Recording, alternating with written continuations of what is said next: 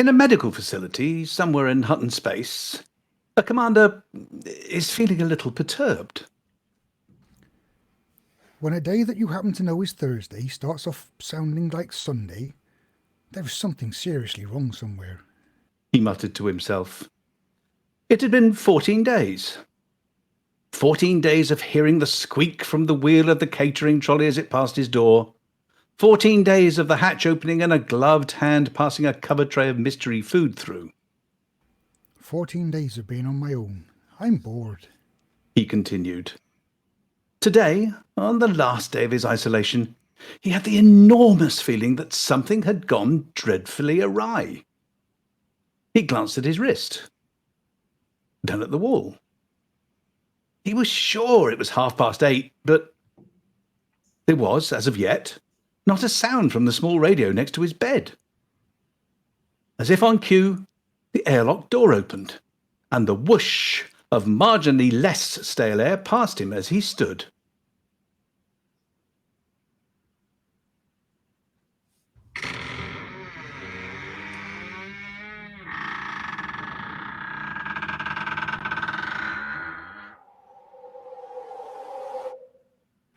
Hello? He called. It's me. I'm out of isolation now. There was silence in return. The corridor outside was empty, and the only sign of life was a light at the nurse's station. Can I come out? Where is everybody? Sorry, mate, I wouldn't bother. We're all in lockdown now. Might as well go back in. Came the voice of an orderly from behind the desk, face obscured by the light. As he sat back down on the bed, the lone, single noise that gave him a little reassurance that at least something in the galaxy was as it ever was, came from the radio. Our mics are live.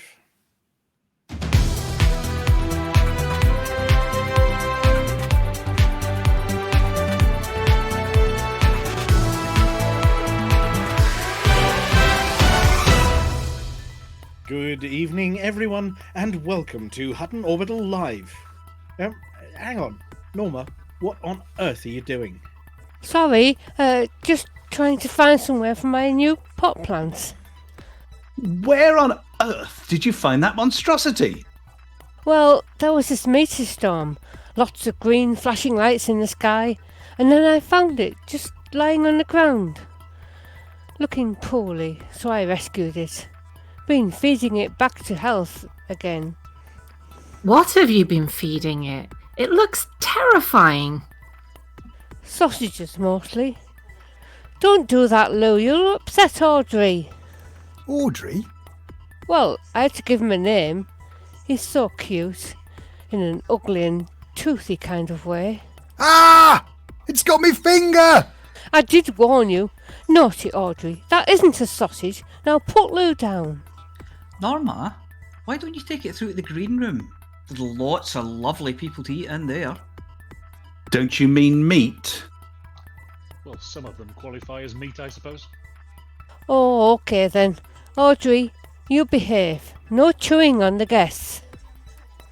And on that note, it's time for us to get on with the headlines.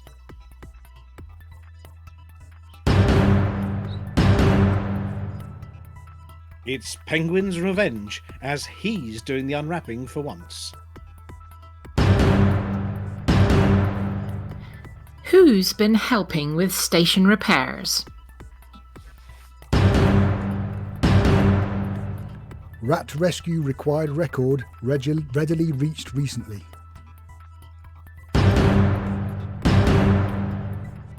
It's one for all, and all for one in Hankey's clone army.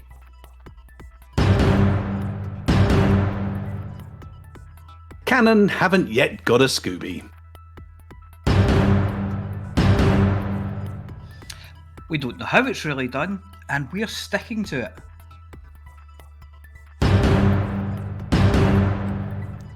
This is the bit where you go get a drink, I'm guessing. Your community events. The very definition of shenanigans.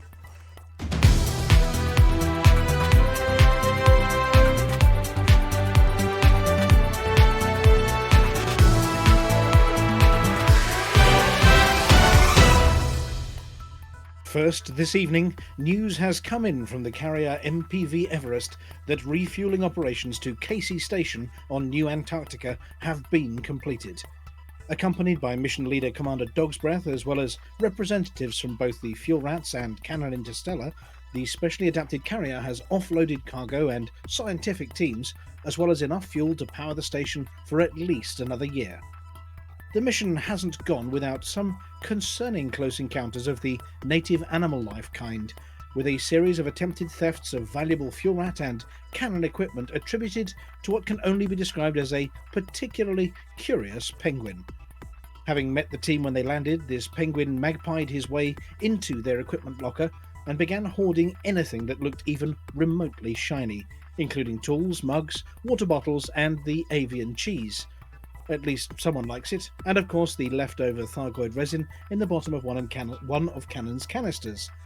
The onboard fuel rat team completed their mission, having deployed a security team to keep the mischievous flightless kleptomaniacs at bay, and all 700,000 tons of fuel were delivered without further incident. With a solar storm predicted, the Everest had to beat a hasty retreat without saying goodbye to the science team that were offloaded with the cargo, returning back to Hutton Space ready for speed reloading and a second mission to the next Arctic research base. There are, however, reports of strange noises coming from within the depths of the ship, and tales of things going mysteriously missing, so they may have a stowaway.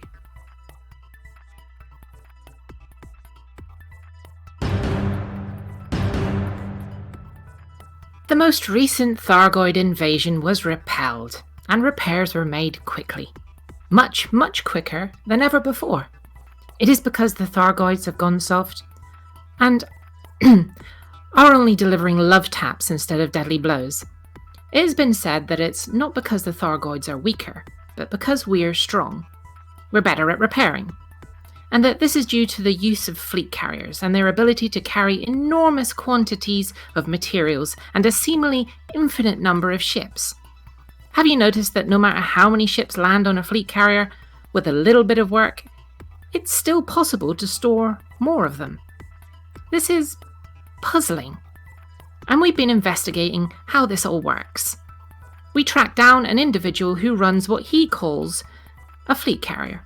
But quite frankly, we're not convinced. Surely a fleet carrier should be more than 2.5 meters tall, should not have the word police on the front and a blue light on top. The captain, who doesn't look much like a medical practitioner to us, surely that scarf could harbour any number of germs, and I'm not accepting jelly babies from anyone not inside my support bubble, thank you very much, does nevertheless have a soothing voice. Once that's often heard around midnight, he says. He explained that his vehicle must be a fleet carrier. There's infinite storage capacity, so it's bigger on the inside. People who go on board often end up unexpectedly on the far side of the galaxy, and week after week it runs into the same deadly enemies, creatures housed in a metal shell that attack without warning, crying, "Incinerate!" as they set fire to stations. He did apologise for once, a long time ago, materialising inside the showroom area of Hutton Orbital and depositing an anaconda that we've never been able to get rid of, but promised to come back one day and dismantle it with my Sonic, whatever that means.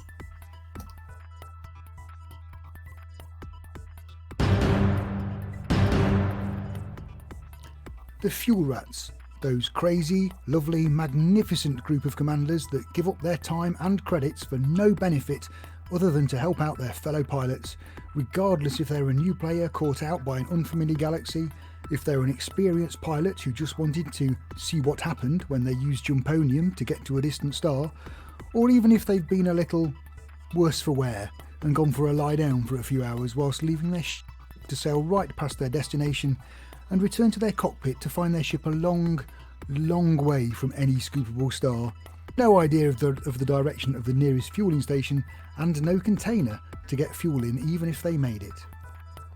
Well, those fuel rats have been baking a cake with an extraordinary number of candles. They're celebrating reaching their 100,000th rescue, and for people who use base 10 to count, that could be seen as a significant number. Their 100,000th customer was Commander Furtz Newcomb, who wins 20 tons of fuel, a canteen of cutlery, and 15 minutes to dash around their local commodity market and take away everything they can fit in their trolley.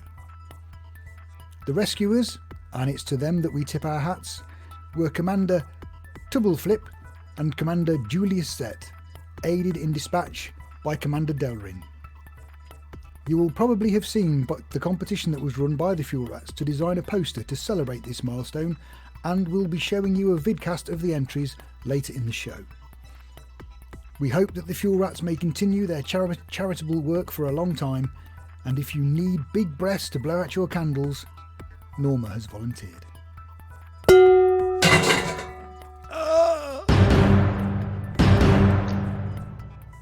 Cloning is outlawed in many parts of the galaxy, despite the medical risks associated with reduced lifespans for clones having been mainly mitigated by the swift application of performance enhancers, nanomeds, and anti-Asiatic drugs. It's considered a highly unsafe practice. Needless to say, with the right amount of cash and the right contacts, anything's possible, as can be seen with the ongoing replication of one of King Hanky of Colonia. The ethical side of the equation is to whether you want tens or even hundreds of facsimile copies of you running around the galaxy. Accused of obtaining a loitering fine in one particular system? Good luck proving that it was clone number 3. He's got your fingerprints, your DNA, your iris scan, and in fact, barring any industrial accidents or dodgy barnet, it is you in every way possible. With the latest in neuroscience, he may well have your accent, your memories, and all your little personal foibles. He could insult you to your face, and you take the blame. He could insinuate himself into your household and leave the toilet seat up, and you'd be the subject of scorn. That situation where your dodgy clone and you are in the same location at the same time, and both pointing at the other saying, "But he's the imposter." Yet another danger of sticking yourself in the station photocopier and hoping for the best. King Hanky, though, took it one stage further when on one furtive foray into a bounty hunting expedition, accompanied by Hutton truckers, had a close encounter of the clones go bad kind. Yes, there was another Hanky in system, not safely tucked aboard the megaship where all the other ones are, but flying a starship, and what's more, wanted, and illegally seizing goods from other vessels. King Hanky, what we assume is the real one, though we're not sure now, appealed to truckers' better nature and asked them not to mete out the usual justice that is fixed into the state, but, in confusion as to who the real Hanky was, they opted to cash in on the bounty and ask questions later. The clone was duly picked up by a passing security patrol and is being taken to a local detention centre where it will be processed, tried for crimes against Hutton, and then incarcerated until such time as he can pay his bills. Until such time as it is possible to distinguish between the clones, this one has been fitted with a digital tattoo containing his own criminal record. If you see a Hanky acting suspiciously in your vicinity, ask him to show a little bit of ankle to reassure yourself that you're not about to become a victim of the clone roster Hanky imposter.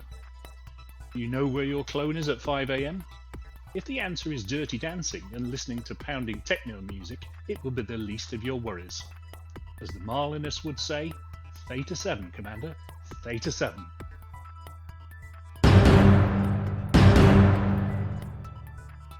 Talking of Theta 7, the latest galactic who and why and where done it has been unleashed on the galaxy with the discovery today of a mysterious SOS signal from deep space, appealing for any ships in the area to come to the rescue of one Serene Harbour.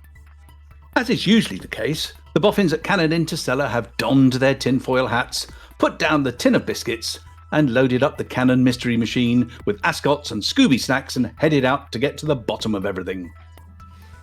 A number of commanders began the search, said to be in a volume of space 4 Draxors in size. A Draxor is defined as a sphere 50 light years in radius from a single point in space, and named in honour of one Commander Draxor who, in one of her earliest missions, decided it was a cunning plan to deliver one Hutton mug to every station within 50 light years of Hutton, a precursor to the highly successful Hot Mess mission to mug every single station. Since that date, a Draxor has entered the Galactic Dictionary as a 50 light-year sphere. However, we digress. With a volume of 4 whole Draxors to search, that's 80 light-years from the starting point, hundreds of commanders set forth to come to the aid of the Serene Harbour. This is where it goes all a little bit Scooby-Doo. Is the message legit? Is there someone else hiding under the mask? What does it have to do with NMLA? And as a famous movie character once said, what's in the box? The official Galnet news, no, not the Galnet News Digest, which is always on point, but the other one, has been struggling to keep pace with galactic message boards which are rife with both scans, logs and tinfoil-hatted conspiracy theories as to what the blazes is going on. But as far as we can tell, something bad has happened to someone bad in a bad place. And they were doing bad things, but the bad people they were doing bad things to turned bad when subjected to bad things, and the whole situation went wrong. We'll leave it to the Galnet News Digest to make head or possibly tail out of what's going on. But in the meantime, here's the next article.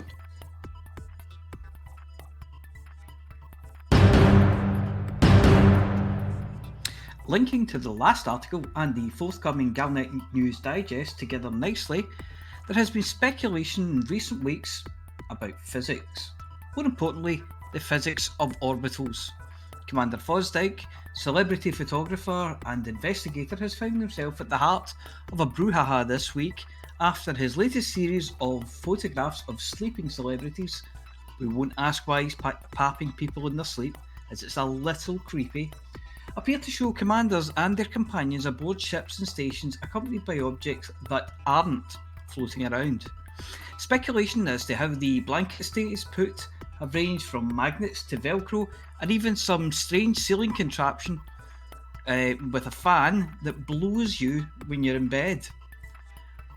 What we're more concerned with is how the steaming hot cup of beverage in a Hutton style mug actually works. Do Hutton mugs and the frame shift effects actually keep your drink within their boundaries as well as keeping them warm? Is the secret to anti-gravity hidden at the bottom of the scrap-made mug? How do they work when you tip them in 0G? Do you need a straw or a sippy cup lid? Do you have to suck the contents out? We leave all of that to Commander Wotherspoon and instead focus on the Fosdyke. What was he doing in that bedroom? Is the photo a cunning manipulation of a planet-side original, substituting the galactic view out of the window in place of the original vista over rolling countryside? Where are his subjects getting their Hutton mugger-likes from? From what we can tell from the reaction on our sister station Wave Radio, it could all be a storm in a mug, but until we get the licensed Odyssey excursions to orbiting platforms, we won't be able to fully investigate what the blazes is going on. More later.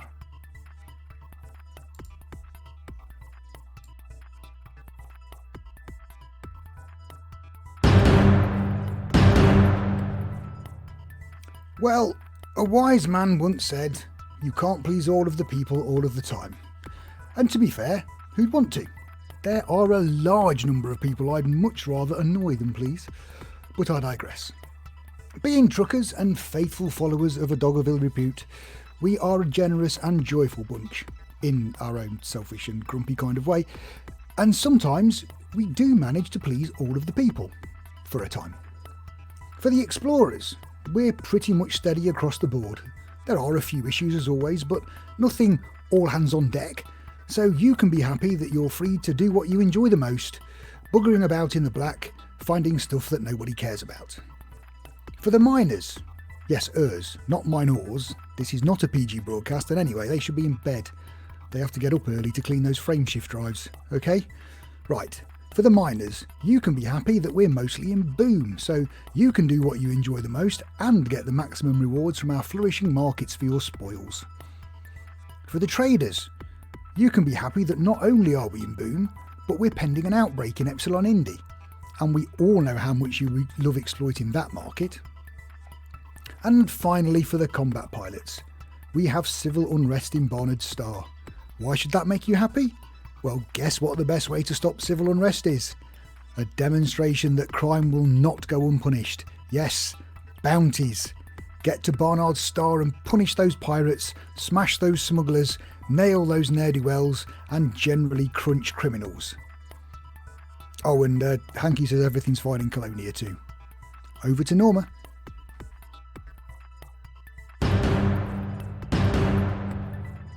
The Pilots Federation is not the only place to look for community activities.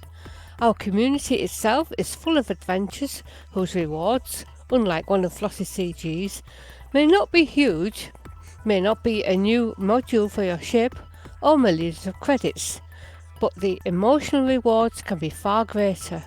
Real PWP events to bring you closer to your fellow truckers, sometimes close enough to have to remind them of social distancing rules, and that for some, the wearing of masks is not just about hygiene. So here are details of events we know about.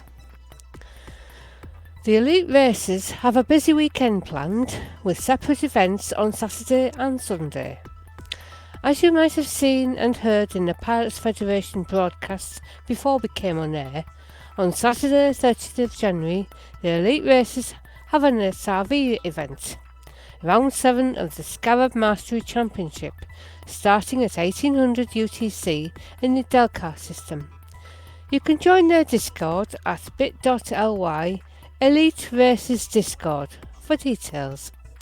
But to whet your appetite, we can tell you that there will be hill climbs, canyon jumps and downhill events. They also have a ship racing core event coming up this weekend on the 31st of January 1800 UTC at Fisher Terminal in Okinura, racing around the station superstructure. Details are in their Discord channel bit.ly Elite Racers Discord, and also see the Fisher Terminal tab in the sheet at bit.ly EDC sheet for the layout and walkthrough.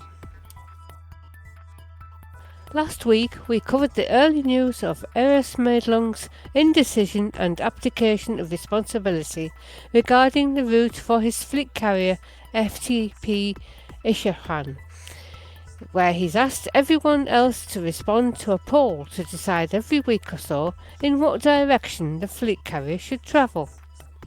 The voyage starts on February the 5th, and there's an event on our Facebook page for it.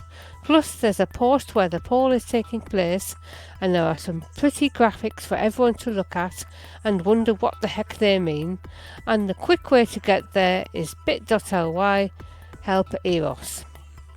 He's promised us updates as the voyage progresses, assuming that they actually make some progress, and the votes aren't all 52-48. Eros says tritium orders are up, and if people are planning to come along, it's all aboard the crazy thing. The mass Hutton Run event was held on Saturday, and the organiser, Commander Bam, has sent us this report with all of the facts filtered through the bottom of bottle of Centauri Mega Gin. At a chosen hour in unchosen systems, commanders started to gather, their goal to get to Hutton as fast as humanly possible. Each commander had made a calculated decision based on galactic time, orbital velocities, mass, boost speeds. No, hang on. That's rubbish. They guessed and picked a system at random to start their speedrun to Hutton Orbital. For one commander that I won't mention by name, just getting within jump range of Alpha Centauri proved to be a problem.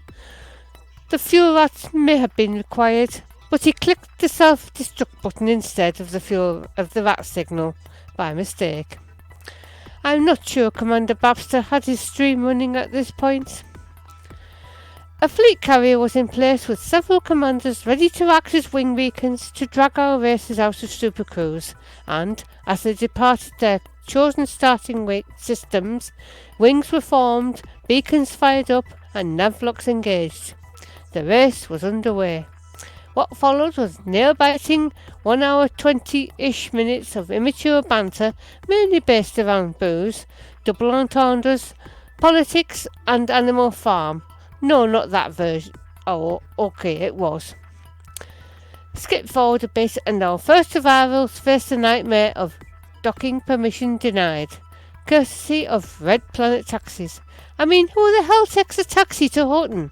Everyone in the galaxy knows Noxy cabs are cheaper and faster, even if you do have to wipe down the cabin before you sit down.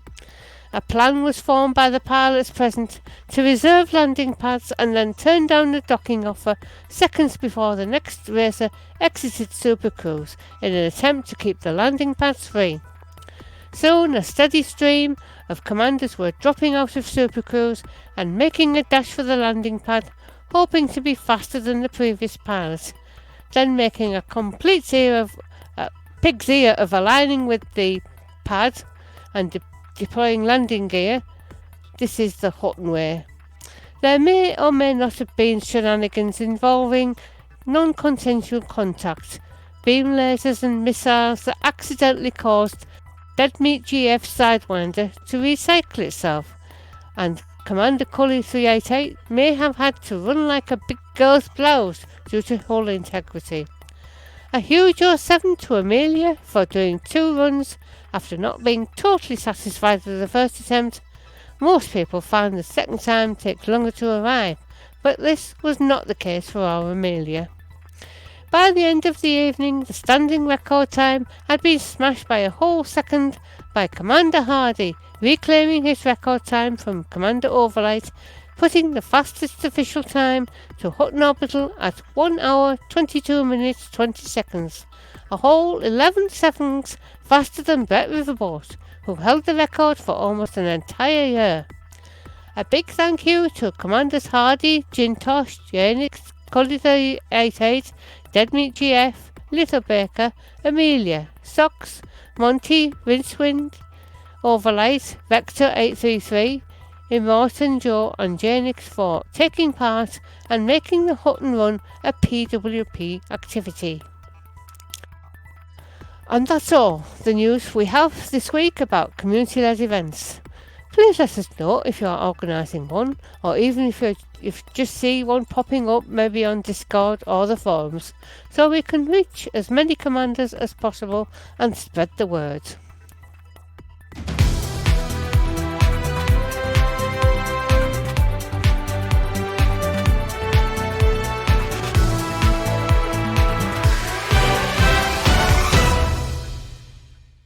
And we're back in the studio. Good evening, everybody, and welcome to this week's edition of Hutton Orbital Live. We are joined in the studio by a whole room full of commanders this evening. Obviously, this evening we have back on the decks Norman, also known as Commander Ventura. Good evening, DJ Normski. Hello, how are we doing? He's waving, and he's staying well away from Audrey. We have the Harry Ballsack, Commander Palantir.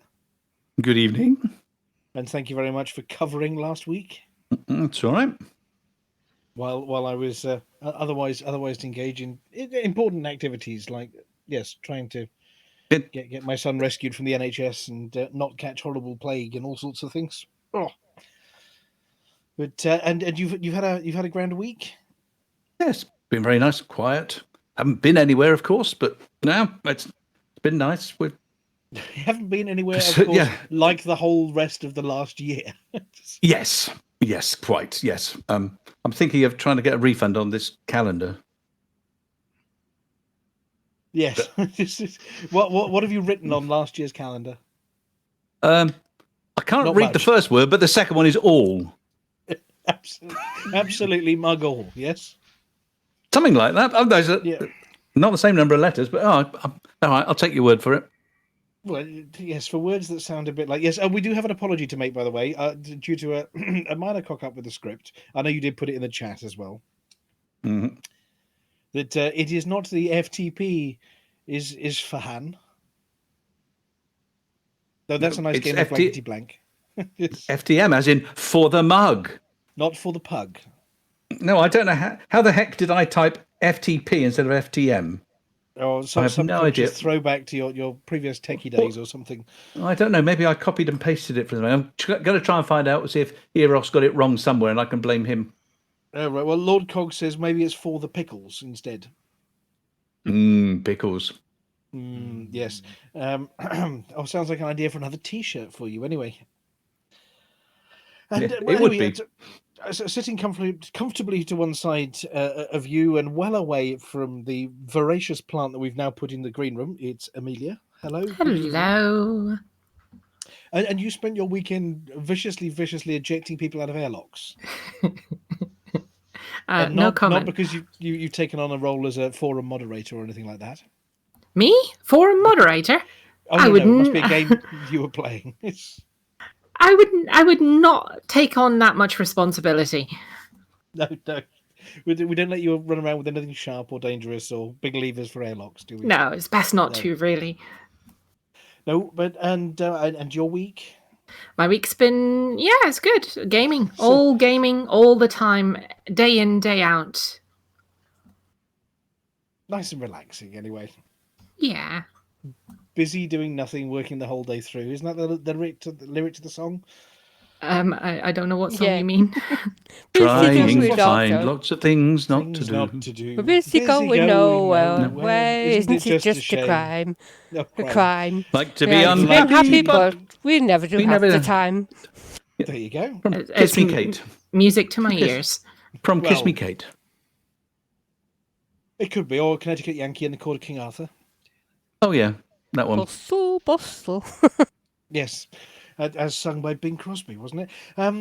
Crikey, we're showing our age a little bit here, but somebody who's definitely not showing their age is the apology officer. Hello, the apology officer. I think you'll find I am showing my age.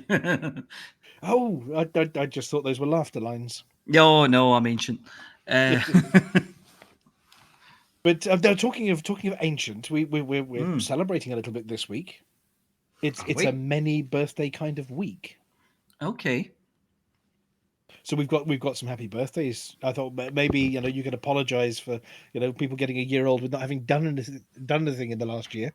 But do you know any of the birthdays off the top of your head, or am I putting you horribly on the spot here? Well, you're doing both, but I do know one of them. One of them is DeadmeatGF or Loose Knockers. Who I believe is 51. Well, it feels like 56 after the long drawn-out year we've had. I think you should get a second year of being 50 first. Yeah, I think everybody, we just completely write off the last year. We can only apologise that your 51st year hasn't been everything you wanted and more. Happy birthday! Yes. It started well. Yeah, happy birthday. It started really well with a great big party up at your place, didn't it? It did, yeah. It's unbelievable that was in the same year, isn't it, really, considering what we've not been doing for the rest of it. And then you are sharing your birthday. I mean, it's terrible having to share, isn't it? But you're sharing your birthday with another well-known Hutton trucker? Yeah, sharing with truckers is not a chore. No, not at all. With Cully, Commander Indeed. Cully? Yes. Yep. Many happy returns. Don't say that. I don't think he's listening. Well, you'll have to listen to the podcast. Anyway, yes, happy birthday to you. Happy birthday to Cully. But I think we've got one more. That was yesterday's birthday, but there's one more this week that we know of. Does anybody want to admit to it yet? It's me, and it's tomorrow. Yes. Because we don't have a show tomorrow, we're going to say happy birthday to Commander Palantir as well for tomorrow. Happy birthday! Happy birthday! Obviously, Happy birthday. I tried. Full of... Are you 50? I tried to get you a choir. Are you 51 as well? I wish. No, I'm making the most. This year is going to be really good. I'm going to make the absolute most of this, because after this year, I have to click on a different age range when I'm filling in any web forms. This is your year, Sean. 2021 is your year. Yeah. No, I will. As of tomorrow, I will be 64. And so you can sing about 64. Mm-hmm. More singing. I'm always feeding.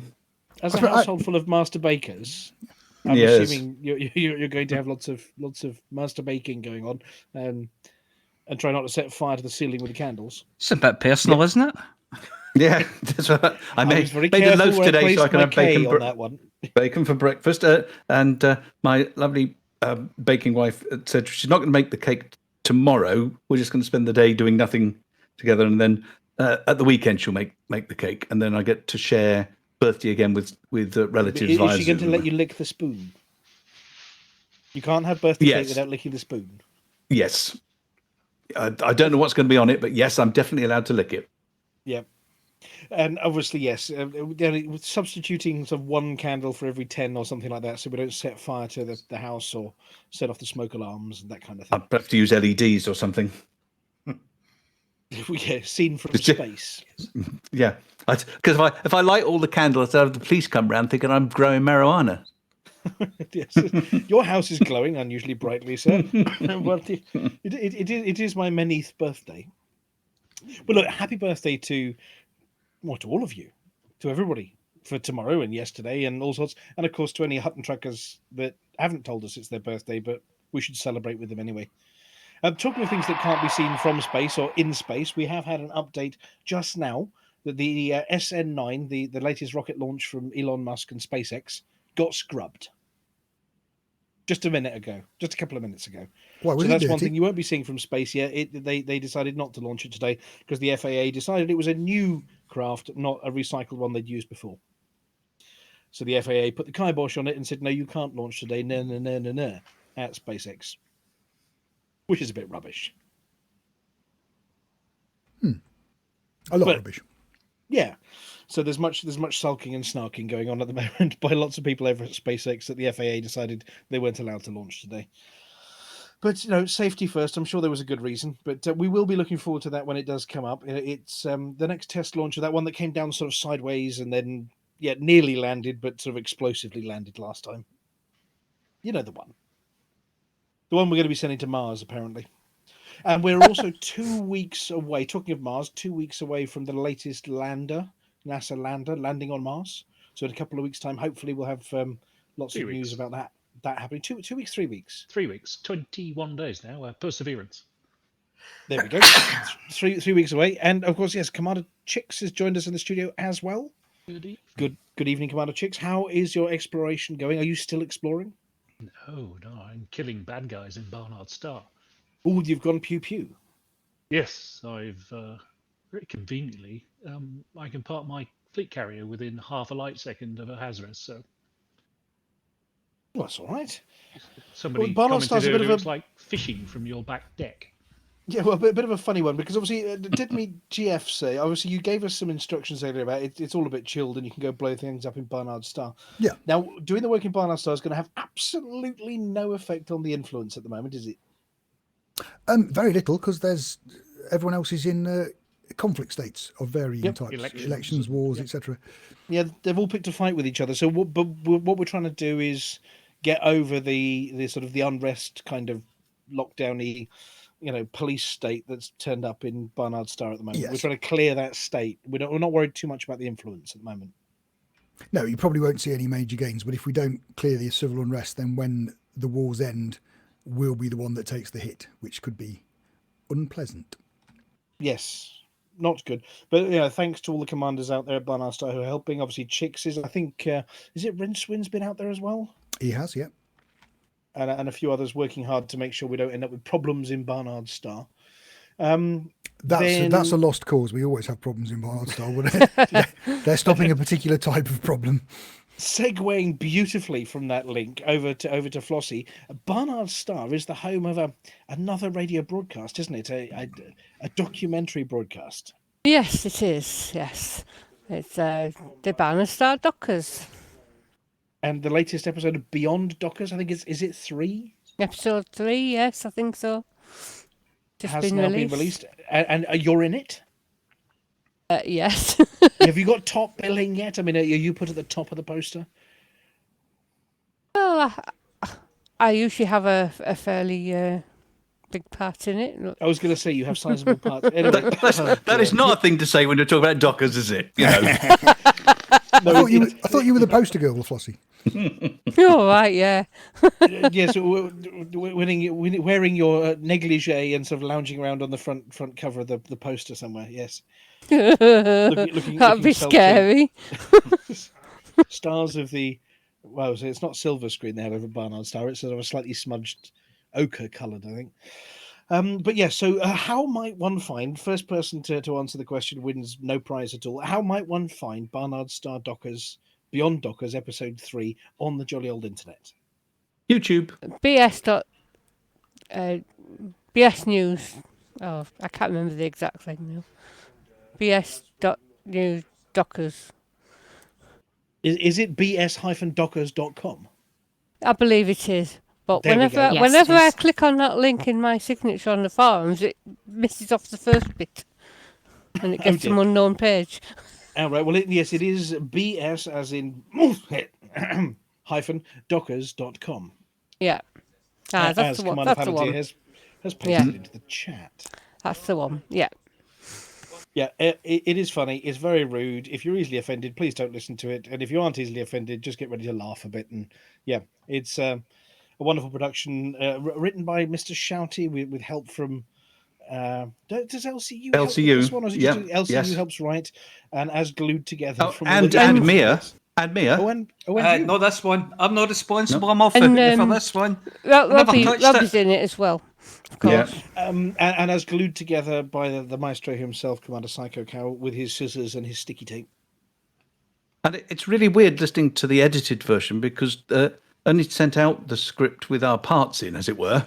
And I find I'm actually in the first 2 scenes in 2 different characters, which is I know Robbie's part strange. got changed to 2 parts. And his voice changed for the second bit. Well, it would do if they That's more split than his enough part. about That would Robbie's change his parts. voice. He didn't get that done in the NHS. He couldn't work out what was going on at first. Anyway, so yes, if you like a laugh and you've got nothing to do during lockdown, go and listen to it. It's full of lots of people you'll recognise, and it's very rude. Other than that, Commander Chix, Yes. you're a gentleman who has his finger on the pulse of the goings on of the galaxy. Who told you that? Well, no, I'm just picking on you. Okay. Anyway, there was a new mystery revealed today by the Pilots Federation.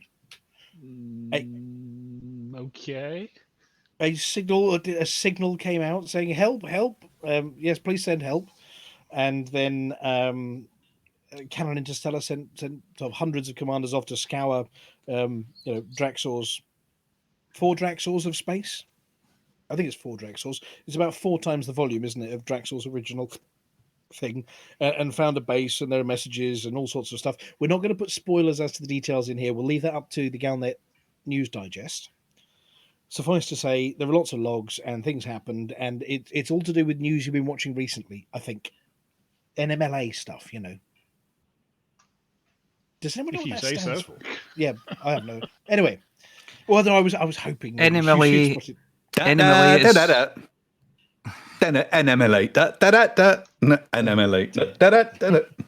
Right. No, not that. not that. Not that. Anyway, yeah, go and find the logs. There's lots of details over on Canon Interstellar's Discord page, and I think probably on their website as well. Or you can go and read Galnet news from your cockpit and start the mystery for yourself if you're interested. But it does look interesting. We don't know whether it's the start or the end or the middle bit of the story, but there are things being revealed at the moment. And no, it's not Robbie's parts. Okay, we had a little bit of an update on our very good friend Commander Kinrain this week, released as authorized by Ali. Does anybody have at their fingertips the official published update? You mean the one on Galnet? No, about Baz. Oh, Baz, sorry, beg your pardon. No, the Baz one. But yes, I do. As soon as I scroll to the top of this page. Yeah. I mean, obviously, I glued it together from the notes provided by Ali, but I don't suppose you fancy doing a sort of radio update for those that may not have bought it. Well, while he's scrolling, can I just ask Mia to apologise for my not impression of Baz earlier? I thought that was Baz. That wasn't Baz. No, jeez. Well, all we said in the briefing was Baz keeps claiming he's got a thick accent from the Shire. And we don't mean the Hobbit-style Shire. I believe he means the Oxfordshire. And we couldn't work out what that was. And we haven't spoken for so long that we just had to make it up as we went along. So, yeah. We really should have taken a line each for Baz and just attempted the accent in many different ways. Then we could have shared the blame. Well, Ali, I think, is currently watching or listening, maybe, to the stream, or may have gone away now to hide. But if Ali, if you're still there, tell us how close we were. Right. So go on then. Give us our update. Do you want it verbatim or unless there's anything in there which is too no, there's nothing in there too controversial. Take it away. Okay. As you know, you may or may not know, our very good friend Baz Floyd, our special effect liaison and owner of the Baz's Banter bus, had a little bit of trouble. End of last year, he got, as you might say, interdicted by real life. He got brought low by a bad case of falling down and going bump. Unfortunately, brought on by a stroke. Hard points and thrusters on one side compromised, so he kept going round in circles. Comms down, scanners on the blink. He got saved by his son and packed off to the medical wing, and he's been in recovery and rehab ever since, getting much support from Ali and his family and the doctors and nurses and specialists, as well, of course, as special effect. He didn't have an AFMU, unfortunately, so he's had to do a lot of reboot repair. He can get round now with a bit of Supercruise assist, which is, they call it a walking stick, but we don't. And he's got daily exercise and attempting to bring everything back online, but it is going to take a very long time. And we've sent him all sorts of messages and videos and everything, try and keep his spirits up by basically taking the mickey out of him as much as we possibly can do. And there, as we might call it, sort of adding insult to injury or injury to injury, Baz is in hospital getting better. And what does he get? Yes, he gets another tick on the disaster bingo card, COVID. Luckily, he managed to ride through that not too badly. I think in no small matter, his fitness has really helped him, I think. And he was back in isolation for 14 days. And basically, he didn't have any symptoms and doesn't seem to have suffered any ill effects. One of the very lucky people with COVID. So his isolation completed a couple of days ago, and he's now freed up again, which means he's back where he was doing the reboot repair. But at least he can go out every so often. He hasn't just got to peer at people through a very small window. Now, we're hoping that he might be released around the end of February, at which point Alison will be looking after him because she's been absolutely brilliant. We can't praise her enough. And basically, she's just going to keep kicking him till he gets up. So it's still going to take a long time. He's still got some bits not working, and some bits work better than others. And as this says here, hard point still malfunctioning, and sensors on one side have the beeps and sweeps, but not the creeps. We're ever so glad that he is getting better, that COVID didn't treat him any worse than lock him away for 14 days. And we just hope that we see him up and about and out very, very soon. Yes, yay for Baz and boo for COVID, and yay for, well, not yay for isolation, boo for isolation, but yay that he's on the mend. Everybody was a bit worried about him, but Ali's been giving us updates. Didn't want to say anything in public until we'd had some better news, which we've had, is that he's out and about, and no longer under lockdown, or no worse lockdown than the rest of us are, apart from Funky Abigail, who appears not to be under lockdown at all because Funky Abigail's down under. And they dealt with it properly and didn't give everybody COVID. So, moving along from that one, thank you very much for bringing us up to date with that. CQC Saturday. Yep, that's one that should have been in Norma's news, but the event was created in Facebook a bit late on, so we didn't actually get it. So it's the regular So yeah, Saturday, Saturday. if you've got nothing else to do on any platform, get together with some friends, go to CQC, blow things up. Probably meeting, I don't know, some point in the evening on Saturday. Feel free to use the TeamSpeak. Hop in there. If you're the first one in, don't shout, "What's going on?" because you've just volunteered to be in charge. But basically, if anybody turns up saying, "Hey, what we're doing about CQC," you say, "Would you like a game?" And then you go and do CQC. That's as hard as it gets. And it starts at 2100 UTC. Yes. Before I move to the last bit, is there anything else anybody would like to add, or anything I've terribly forgotten before we move on to the rest of the show? No. No, I Audrey's think that's behaving, enough. hasn't eaten everybody. Okay. Well, coming up shortly, we've got the double act of Wotherspoon and Beetlejuice. Actually, no, I think it's just Wotherspoon this week. The most dedicated seekers after truth since Edward Woodward and Leonard Bernstein, as they delve. Oh, yes. Well, they're not afraid to delve.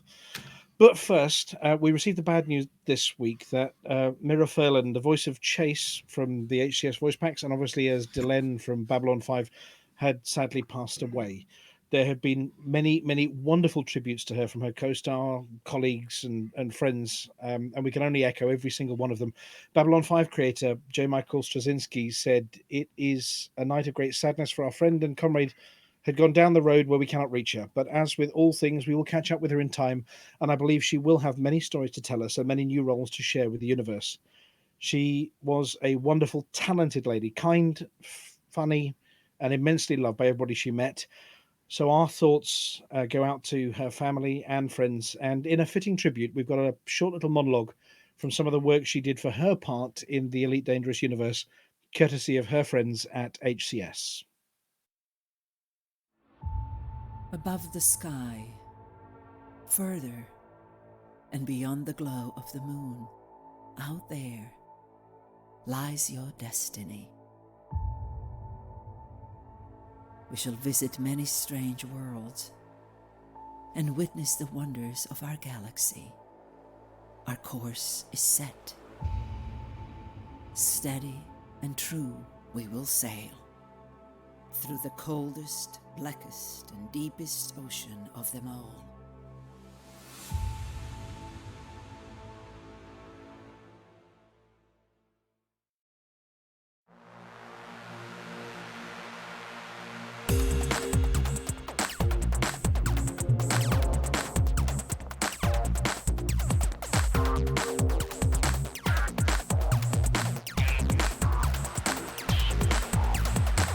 Galnet News Digest, 28th of January 3307. We read the news so you don't have to. In this week's news, a matter of some gravity.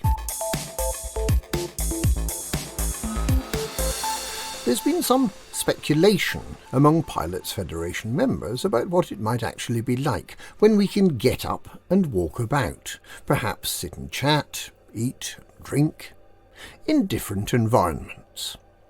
One of the most important factors affecting this experience will be gravity. So let's think about what that'll be like. Planetary surfaces, and naturally enough planetary outposts and planetary settlements, have gravity. It'll vary quite a bit, from 0.04 G all the way up to 10.77 G, perhaps even more. If you weigh a fairly standard 80 kilograms, that's 175 pounds on Earth, then on a 0.04 G planet, you'll weigh 3.2 kilograms, which is 7 pounds. The biggest risk here is that you can jump really, really high, and then you will fall from a great height, and because momentum is unaffected by gravity, when you hit the ground very hard and very fast, bits of you will break off. It doesn't matter if you have a whole bag full of Vitadyne nanomeds, that's going to hurt. Thankfully, we will have a little jetpack to slow our fall, but details of how the jetpack works have not yet been released. On a 4G planet, you might feel like you've eaten too many McThargoid burgers, as you'll weigh 320 kilograms or 700 pounds, You're unlikely to be able to move around much. Standing up will be extremely uncomfortable. Moving around will be hard and you might easily faint. Prolonged exposure to this sort of gravity might lead to heart failure. And attempting to throw a grenade will almost certainly lead to heart failure, as it thuds heavily to the ground a couple of meters away. Not many people would choose to live on a 4G planet. But that's nothing to a 10.77G planet. On one of these bad boys, you'll weigh an incredible 861 kilograms, or 1,885 pounds. That's the better part of a ton, whatever sort of measuring system you use. You can survive in a pressure suit in a pilot's chair, but any attempt to move around will probably be fatal. Getting up and walking around will not be an option. Now let's head out into space. Is there gravity in space? Of course there is. Every starport and every outpost in the galaxy is subject to gravity. That's why they're orbiting a planet, not flying off into the distance. The reason commanders inside an outpost feel weightless is because the whole thing is in free fall towards the planet. The outpost and the commander inside it are not resisting the pull of gravity. The genius of a stable orbit is that while the outpost and everything in it is continually falling towards the planet, it's also travelling sideways, very fast indeed, so that no matter how long and how far it falls, it keeps missing the planet. And it keeps orbiting. But whether we experience something that feels like gravity depends on the type of space station we're in. Coriolis, Orbis and Acellus starports spin on a central axis. This acts as a centrifuge, meaning that everything in the station will gradually drift away from the axis of spin towards the curving outer wall. The further from the axis you get, the greater the effect. So, on the landing pads in the docking area, you'd experience perhaps 1/10 of a G, making lifting heavy cargo canisters really easy, except of course you don't need to do that because your ship loads its cargo instantly and automatically when you click a button. The smaller 2-kilometre rings on some Orbis and Acellus stations will simulate perhaps half a G, which is a pleasant compromise. The larger 4-kilometre habitation rings on more opulent Orbis starports give you the full 1G and feel just like Earth, apart from the slight lean into the spin and the starfield flashing around in circles above your head. The noob hammers on some Coriolis starports deliver a higher gravity still, meaning that they're equipment pods, not for habitation. Of course, the social area on these starports is in the docking bay, and what's more, it's high up towards the axis of spin, so the perceived gravity in these areas will be minimal. Mag boots might be needed if you're not to accidentally bounce into the air. And not spilling your drink will be quite an art form. Outposts, unlike starports, do not spin on their axis. They have no centrifuge, and so completely lack the illusion of gravity. As with the social hubs in starports, there will be very little perceived gravity. In this case, none at all. Without assistance, you would float like the early astronauts in the early manned space platforms like the International Space Station. There would be no down. Any wall could be your floor, depending on personal preference. This is where mag boots come in. It's not yet clear whether all the surfaces will be metallic to allow you to walk on the walls with these boots, but you will at any rate be able to stick to one surface and not float off into the middle of the room, where you would become stranded unless you were able to propel yourself back to a surface by blowing out very hard. But just having mag boots won't solve all the problems. Your glass of Centauri Megagin won't be wearing mag boots, and nor will the gin in the glass. Sippy cups with a bit of Velcro on the bottom is probably the best solution, and in fact Velcro on everything that isn't screwed down is likely to be pretty much essential. Will we be able to kick off our mag boots and go for a float across the room? Or will that be considered the sort of breach of etiquette that would get you instantly ejected from Airlock 3 without a rem lock? We don't know. If we're to sleep on an outpost in the way that Commander Fosdyke imagines, in a bed with a blanket, we'll need magnetic pyjamas and ties to hold the blanket in place. The reality of Cubicle 3, we're sorry to have to report, will be horrific in many orientations all at once. Of course, this applies to our ships as well. We're used to flying them in space and still thinking our pilot seat is screwed to the floor. When we stand up, down is still towards the pilot seat. It's only the chair straps or the mag boots that stop us floating up to the ceiling. How does that coffee machine work? The answer is that you don't use it unless you're docked at a starport or landed on a planet. Not unless you want a globe of hot coffee chasing you round the cockpit, at any rate. In zero-G outposts and in your cockpit, you can, of course, suck nutrition from a bag straight into your mouth. It's not elegant, but it gives you the nutrition you need without any mess. The Hutton Orbital catering department probably has something similar in mind for us when we land there. But what about Italian desserts, made from frozen dairy produce, egg yolks and sugar, and eaten plain or flavoured with fruit, chocolate or vanilla? Can you consume that in zero-G? Can you eat it from a bowl or from a sugar cone?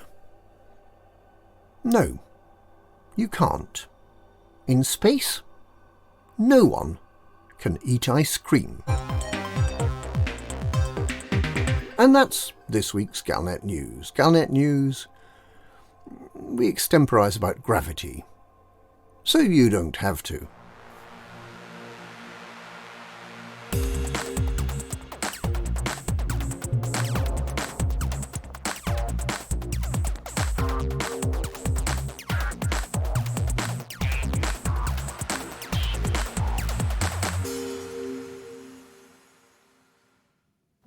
Thank you, Commander Wotherspoon.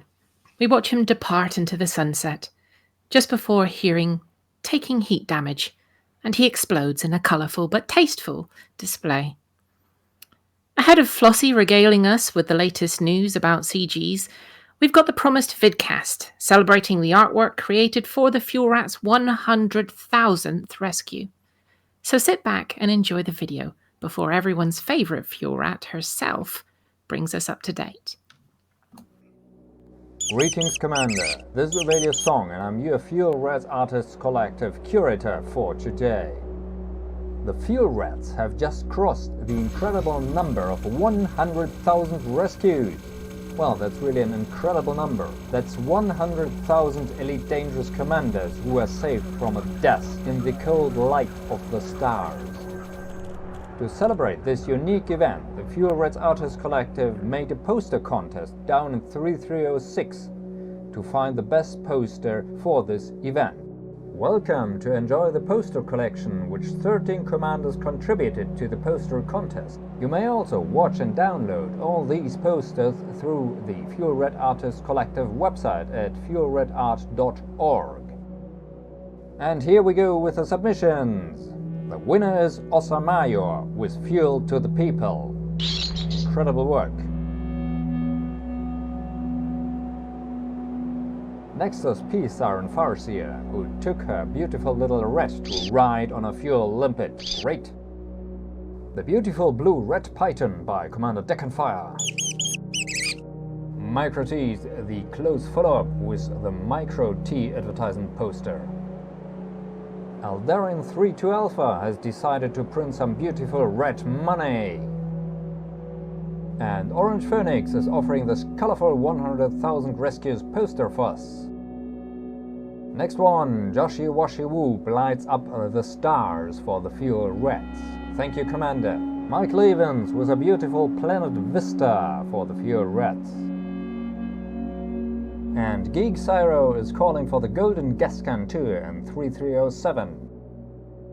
Fellow Red Moneyboy with this beautiful drawing of a Fuel Rat poster. It does have a certain special, doesn't it? Dragonfire is next with this beautiful code of 100,000 rescues.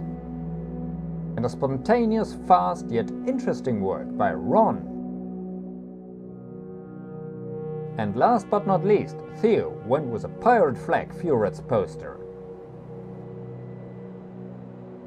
Sitting on the red boat have been Surly Badger, founder of the Fuel Rats himself, Aitken, Red Tail storyteller, Flossy, our senior red, Florinus, winner of the last Red Art contest in 3304, Alec Turner, you might know him from the forums, very active event organizer and news handler in these forums, Orange Sheets, a real red veteran, and myself, Uvelius, the curator of the Fuel Rats Artists Collective.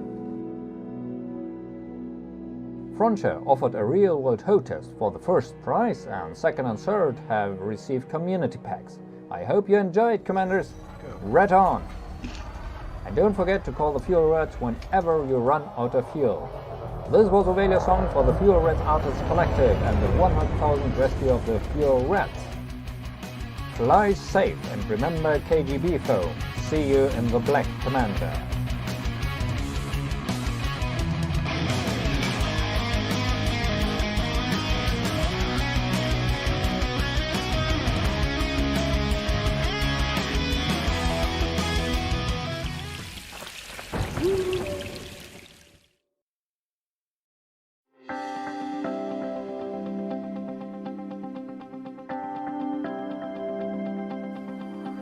It's Flossy. It's Flossy. It's Flossy. It's Flossy. And the community goes. Hello, Flossy here with this week's Community Goals News. Sirius Corporation has received more data than Utopia and will therefore host the Galactic Summit. Both organisations propose to organise a diplomatic conference for the Alliance, Empire and Federation, after calling on the galactic community to gather data that would support security operations. Many pilots handed in anomalous bulk scan data, atypical disrupted wake echoes, exceptional stranded emission data, and unusual encrypted files. All three superpower governments confirmed that, due to its success in preparing effective security systems, they will accept Sirius Corporation as the neutral territory for the conference. CEO Lee Yong-rui made this announcement.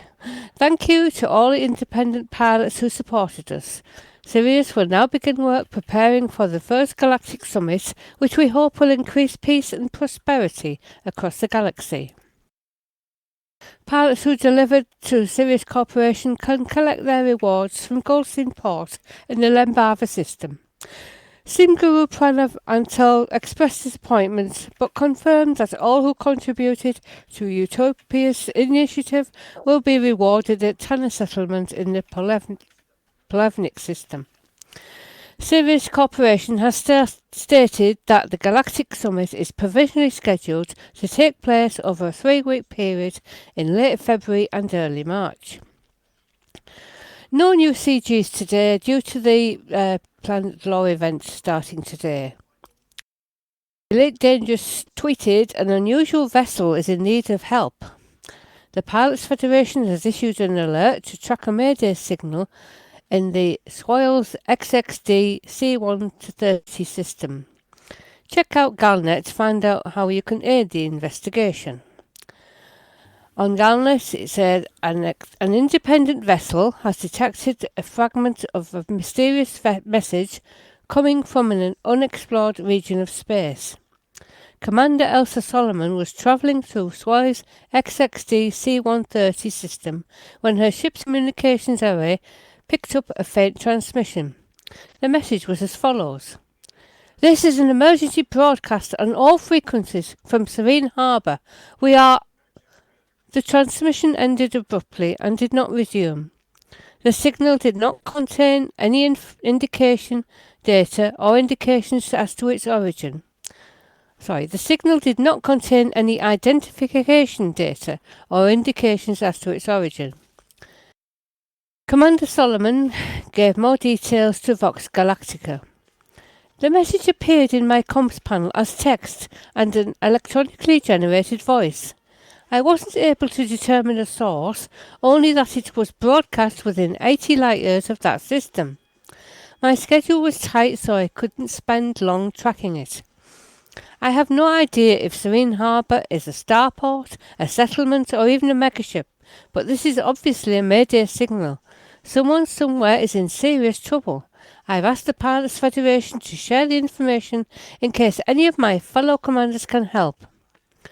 To help triangulate the source, there is a call out to any other ships that were in the area at the time, which may have received a similar broadcast. However, no responses had yet been received. A later message from Galnet says that an encrypted message seems to provide planetary coordinates related to the mystery signal from Serene Harbour. The message was received by the Pilots Federation as follows. Welcome to Serene Harbour, 56.4 latitude, 8.3 longitude, Theta 7. Although this pinpoints a geographical area on a planetary surface, the astronomical location of this body remains a mystery. It is unclear whether Theta 7 refers to an additional map coordinates or some kind, or is a code phrase intended for unknown recipients. Little is known about the original distress call other than its brief content. This is an emergency broadcast on all frequencies from Serene Harbour. We are. And that's it for this week's CG News. Flossy told you what to do.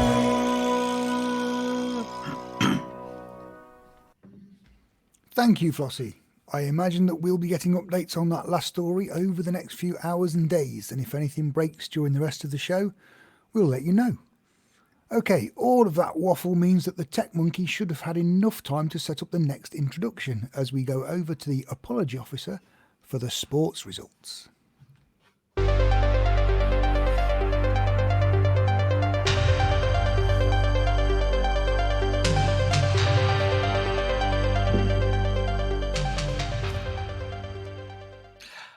Welcome to the Hutton Sports Report. The Hutton Sports Report is sponsored by the Hutton Helper, the only third-party resource to come with a free pair of ruby red slippers in case you need to get home in a hurry.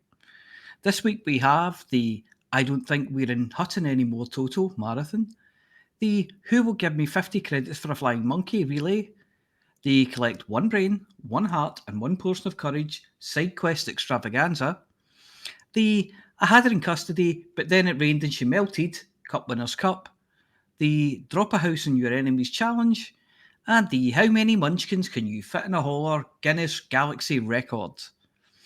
In the I Don't Think We're in Hutton Anymore Total Marathon, the marathon was narrowly won by Zebadian this week. In the Who Will Give Me 50 Credits for a Flying Monkey Relay delivered a clear win for Light 027. The Collect One Brain, One Heart and One Portion of Courage Side Quest Extravaganza ended in a comprehensive victory for Commander Chix. The I Had Her in Custody but Then It Rained and She Melted Cup Winners' Cup, well, it's another runaway victory for Alex Zuno. The Drop a House on Your Enemies Challenge was a close one this week, with Sky edging ahead of Bicarb to secure the win. How Many Munchkins Can You Fit in the Holler Guinness Galaxy Record was taken by newcomer Akura Yakin. And so we move on to the classified results. Remember, the Emerald City counts as double, hot air balloons are wild, and you will be disqualified if you hit the other players with yellow bricks. Zebadian, 64. The Real Shambo, 62. Light 027, 120. Iron Beagle, 76. Chix, 1015. Carpabus, 383. Alex Zuno, 1337. Attic 2, 160. Sky, 238. Bicarb, 224. Akura Yakin, 4165. Ace McCool, 557. Thurso Thistle, 3. Inverurie Local Works, 1. Scala Fairydean Rovers 0, Strathbungo Spartans 300, Haghold Caledonian Thistle 3, Wolf 25 Juniors 0. We actually have a decal to award this week, and it goes to Commander Akura Yakin. Please email itookpart@huttonorbital.com and arrange to collect your Hutton decal kit, which this week consists of all the crayons that Lou hasn't eaten, which isn't many, mainly the green ones because they look like veggies, and the painting by numbers decal template. You just have to use green for all of the numbers. The mass Hutton run seems to have brought the commanders out in their numbers, with 26 Hutton runs in the last 7 days, including Commander Hardy, who has shaved a second off of the 1 hour, 22 minutes and 21 seconds record held by Commander Overlight, who had taken it from him about 1 week earlier. This is the third time Commander Hardy has taken the record by 1 second, so congratulations to Hardy. Can you beat Hardy's time? Can you do the Hutton run in 45 minutes like all of those forum pundits claim? Then go to hot.forthemug.com and download or sign up for the Hutton Helper. Let's face it, anything has to be better than travelling to Hutton in a Red Planet taxi service hauler. Well, that's it from me. Back to Studio 5.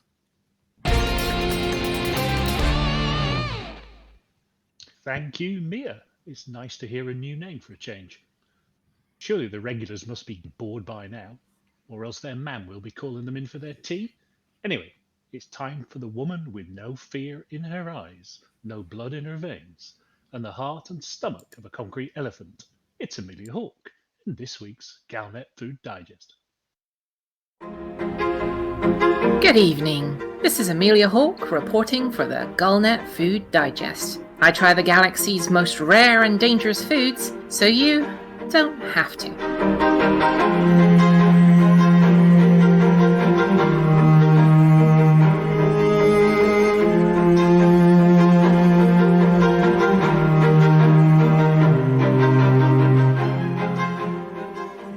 It's not often that the Galnet Food Digest is asked to obtain a special permit to enter a system selling rare goods. Trade in rare items is a mainstay of the economy of many locations, and the income they provide is vital to not only the local population but also the preservation of sometimes endangered foods, animals, or habitats. Our rare this week is technically classified as a medicine, though it isn't well regulated and in fact, in some systems, is used as a food additive. After a week or so of negotiation, we've been able to obtain our permit and have headed to the Terra Mater system, literally translated as Mother Earth. Discovered by predecessors of the Brotherhood of Terra Mater, the first planet in the system is as close to Earth itself as you could possibly ask for. Mass, radius, atmosphere, day-night cycle, and indeed seasons.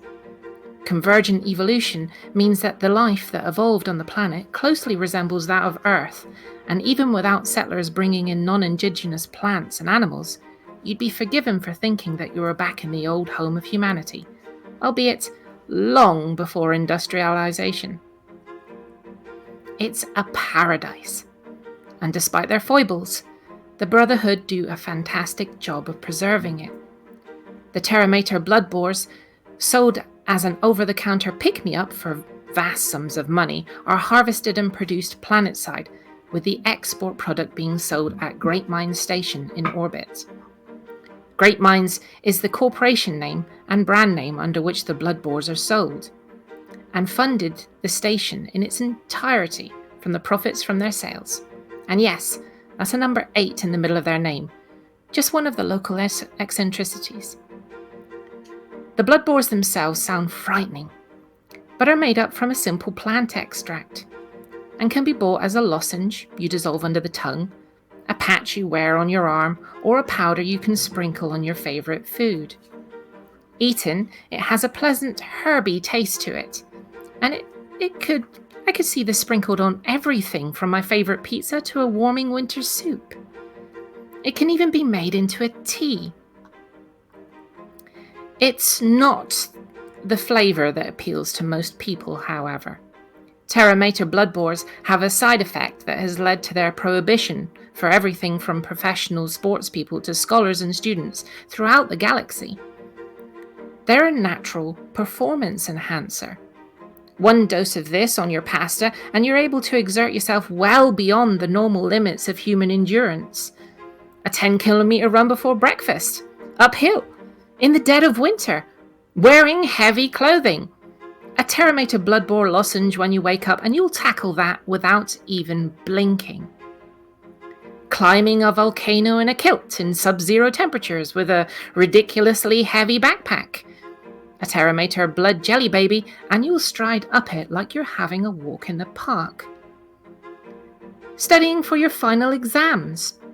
Getting just one more jump, then another out of your exploration trip. Blood boar tea and you're home and dry, with time to spare. Your shirts ironed and 50 press-ups for good measure. A night's gaming in VR, one blood boar patch, and you'll make it to Monday night without even realizing. The secret to this product lies in the planet below. There's one big difference between Terra and good old Mother Earth that the locals don't tend to advertise. The apex predator here isn't a mammal or a reptile. It isn't some ferocious bird or monstrous sea creature. It's a plant. In fact, it's not a plant, it's most of them. Evolution took a wrong turn somewhere, where Darwin bemoaned his abominable mystery regarding the evolution of flowering plants on planet Earth. He'd be running in sheer terror from the abomination that is the plant life on Terra. We often think of plants as slow to grow, slow to flower with the seasons. We used to think of zombies as slow, shambling, lurching, and laughably avoidable in B-movie horrors. That was until 28 Days Later was released. Those zombies scream, run, and hunt you down. That is day-to-day life on Terra. Giant, highly mobile, incredibly fast and hungry plant life, which preys on the native animals. Toothed traps wait around every corner to snap you up. Giant pitcher plants with tendrils that will drag you to your doom, drown you, and digest you. Vines that will snatch and dismember passing life. Sea kelp that will grab whole ships, smashing them into kindling and then drag sailors to their doom like the Kraken of legend. Vegans? Well, they exist on Terra, but only because their kale strangled them in their sleep. Where gardening on Earth is a quiet pastime for those in their middle years to enjoy a bit of peace in the outdoors, on Terra it is the most dangerous job there is. Chainmail gloves, full-body armour, weapons that wouldn't look out of place on the battlefield. Whether it's fending off the begonias with a spear, taking a flamethrower to wild roses, or rounding up voracious pansies into their pens at night. Being a horticulturist here is a frightening prospect. The rarity of the blood boars, mainly as it's just so darned hard to harvest without being chased down by a snapdragon and devoured whole. These killer plants excrete the very substance that gives you the endurance, whether their carnivorous appetite or some odd chemical imbalance. The danger, as listed on the bottle, may cause hemorrhaging and weight loss. I can see their point. Already today I've gone way beyond what my body should endure. I've painted 4 rooms, moved the furniture single-handedly, pushed 2 cargo canisters across the docking bay, arm-wrestled a customs officer who has tree trunks for limbs, and eaten 4 breakfasts. But the effects are wearing off, and I think I'm broken. There are reasons that human beings have limits, and I suspect I've exceeded my safety specs by quite some margin already. I'm Aemilia Hawk, reporting for the Galnet Food Digest, and I've just fought off a vicious-looking aspidistra with a kitchen knife. come under attack by plant life, so you don't have to.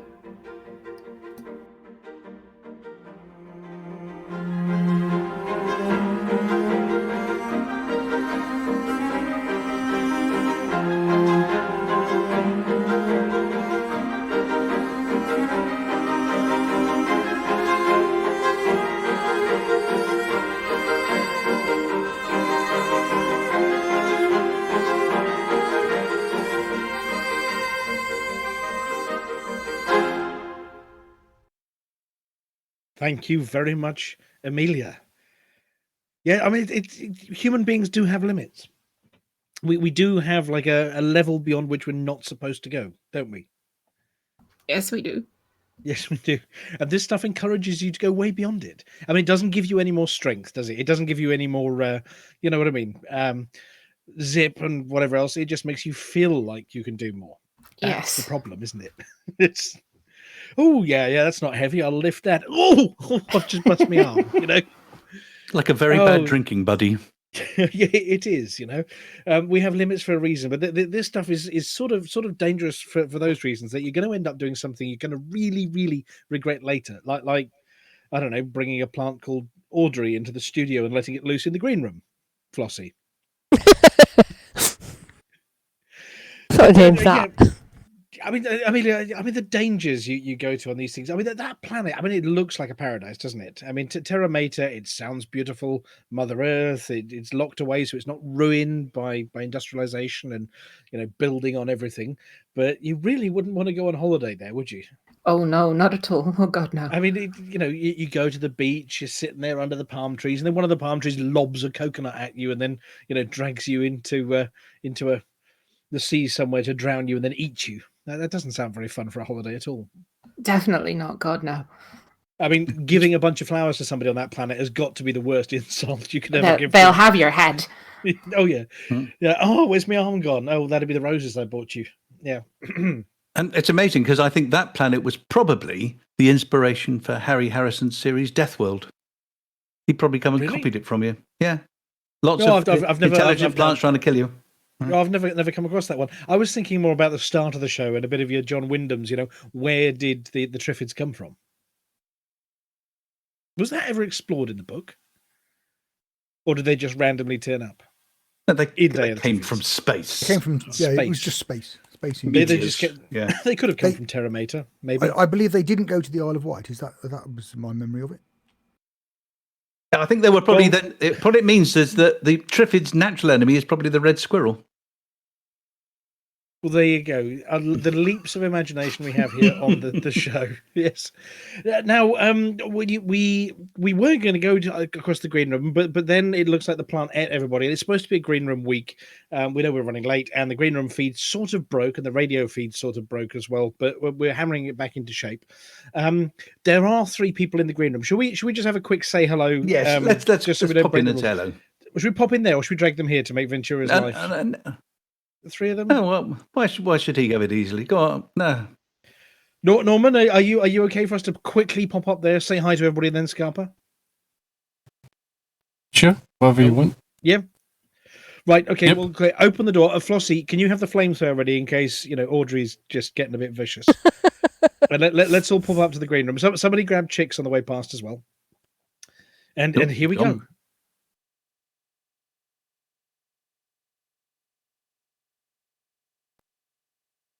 Is the game?